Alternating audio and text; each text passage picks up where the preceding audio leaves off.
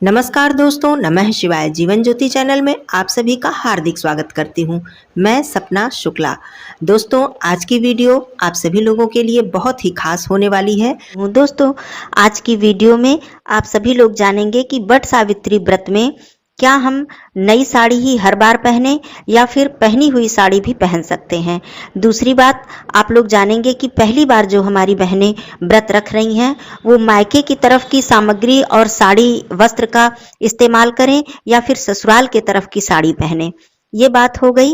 दूसरी बात, आप लोग ये भी जानेंगे कि यदि मान लीजिए कि आपके ससुराल में वट सावित्री व्रत नहीं रखा जाता है, जैसे कि मान लीजिए आपकी सास, आपकी जेठानी व्रत नहीं रखती हैं वट सावित्री का, आपके यहाँ नहीं चलता है, ऐसा भी होता है, और आपके मायके में यह व्रत रखा जाता है, तो क्या यह व्रत आप उठा सकती हैं? ये भी बात आप लोग जानेंगे। सभी बातें क्लियर होंगी। आप लोग ध्यान से सारी बातें समझिएगा, क्योंकि ये सुहाग का व्रत है। सुहागिन महिलाओं के लिए बहुत ही महत्वपूर्ण व्रत है वट सावित्री का व्रत। तो इसलिए बहुत सारे ऐसे प्रश्न हमारी बहनों के मन में आते हैं कि किस प्रकार की साड़ी पहने, कौन सी साड़ी पहने, और व्रत पहली बार रख रहे हैं तो क्या नियम है, कौन सा वस्त्र पहने, मायके का पहने या ससुराल का। तो बहुत सारे प्रश्न आते हैं बहनों के मन में। तो ये सारी बातें क्लियर होंगी, और साथ ही ये भी क्लियर होगा कि आप किस रंग की साड़ी पहने तो ज़्यादा शुभ होता है, और कौन से रंग की साड़ी आप वस्त्र बिल्कुल ही ना पहने। तो सारी बातें आप लोग जानेंगे। वीडियो में अंत तक जरूर बने रहिएगा। चैनल पे पहली बार हैं तो चैनल को सब्सक्राइब कर लीजिएगा। वीडियो पसंद आता है तो एक लाइक जरूर कीजिएगा। कमेंट बॉक्स में नमः शिवाय जरूर लिखिएगा। दोस्तों, आइए सबसे पहले मैं बताती हूँ कि क्या बहनें हर बार नई साड़ी ही पहने वट सावित्री पूजा में। देखिए, ऐसी कोई बात नहीं है। वट सावित्री व्रत की जहां तक बात है, नई साड़ी पहनना कोई गलत नहीं है। आप लोग है तो बिल्कुल पहने, नई साड़ी खरीद के पहने, जितनी भी सुंदर साड़ी खरीद सके पहने। सुहाग का ये व्रत है, जितना भी सज सवर सकें आप लोग पूरा श्रृंगार करें। कोई भी उसमें कंजूसी करने वाली बात नहीं है। लेकिन मैं बता दूं, किसी विशेष परिस्थिति में मान लीजिए आप हर बार नई साड़ी नहीं ले पा रही हैं, तो पूजा की हुई साड़ी, जैसे कि मान लीजिए आपने तीज में साड़ी पहनी थी, करवा चौथ में आपने साड़ी लिया था, उसे पहन के आपने पूजा किया, तो इस तरह से कोई भी पूजा की हुई साड़ी या कोई भी एक बार की पहनी हुई साड़ी आप पहन सकती हैं। ऐसा कोई दोष नहीं है इस व्रत में कि हम नहीं पहन सकते हैं, मुझे नई ही खरीदनी है। ये बात हो गई। आप लोग बिल्कुल पहन सकते हैं।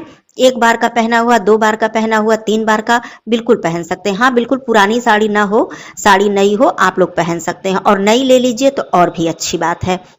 दूसरी चीज ये है कि ये भी साथ साथ मैं बता दूं कि जो भी साड़ी आप लोग पहने, आप लोग लाल, पीली, हरी, गुलाबी इस तरह के रंग का पहने। मान लीजिए कि कोई साड़ी ऐसी है बहनों के पास कि लाल रंग की साड़ी है और उसका ब्लाउज काला है, मैचिंग का होता है। इस तरह कंट्रास्ट इस समय बहुत ज्यादा मतलब फैशन में है।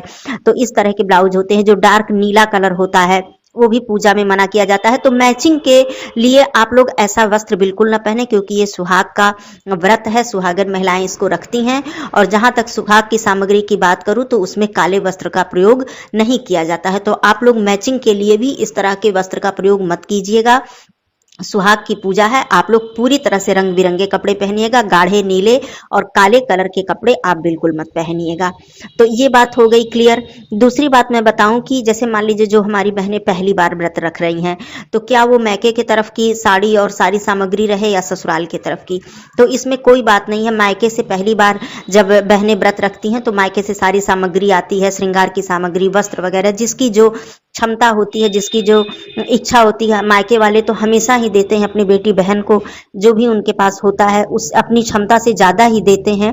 तो ये बात नहीं है। लेकिन ऐसा कोई नियम नहीं है इस व्रत में। हमारे यहाँ तो यही परंपरा है बहुत पुराने समय से। आप लोग अपने भी बड़े बुजुर्ग से एक बार पूछ लीजिएगा और सब कुछ समझ लीजिएगा।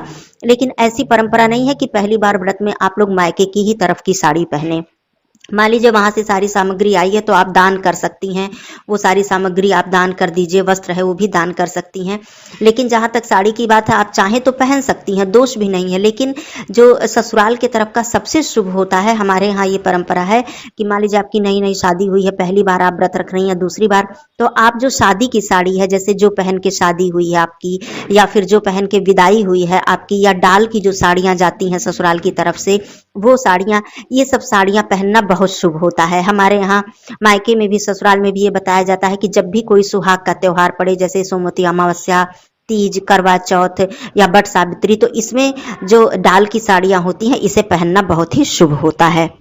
तो जो भी हमारी बहनें पहली बार व्रत रख रही हैं, दूसरी बार रख रही हैं, नई नई शादी हुई है, उनके पास बहुत सारी साड़ियाँ होती हैं, तो वो अपने ससुराल की, अपने विवाह की साड़ी बहुत ही आराम से पहन सकती हैं, बहुत ही शुभ भी होता है ऐसा।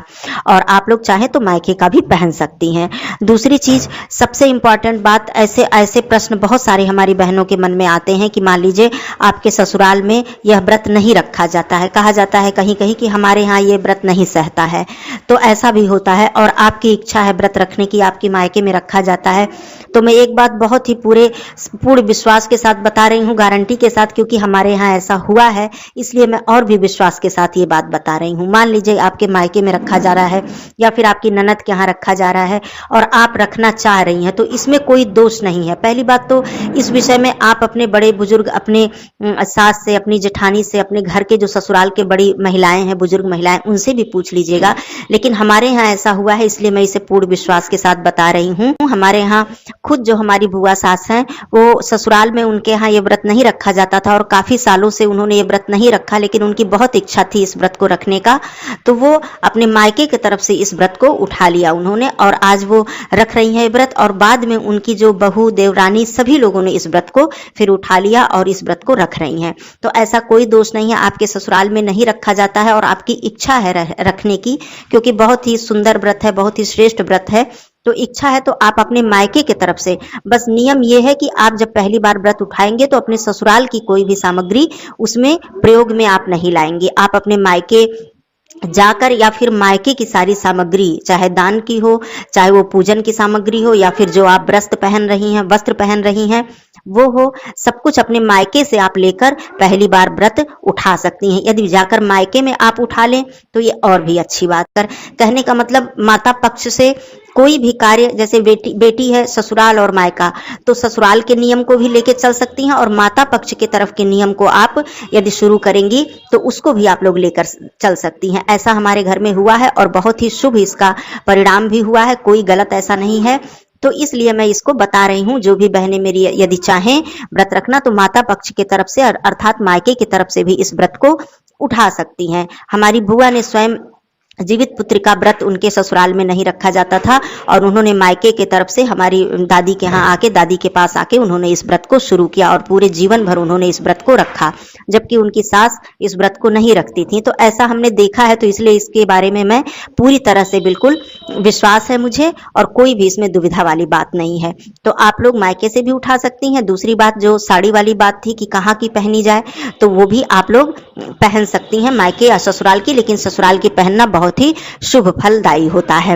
आप रंग के बारे में ध्यान रखिएगा कि काले रंग के वस्त्र भूल कर भी मत पहनिएगा। पूरे श्रृंगार आप कर लीजिएगा, आप लोग 16 श्रृंगार, जितना भी श्रृंगार आप कर सकें कर लीजिएगा, कोई कंजूसी नहीं, क्योंकि सुहाग का व्रत है ये। फिर कोई भी बात इसके बाद रह जाती है, कोई प्रश्न आप लोगों के मन में, तो आप लोग पूछ सकते हैं कमेंट के माध्यम से। फिर मिलती हूँ ऐसे वीडियो के साथ, तब तक के लिए धन्यवाद। नमः शिवाय।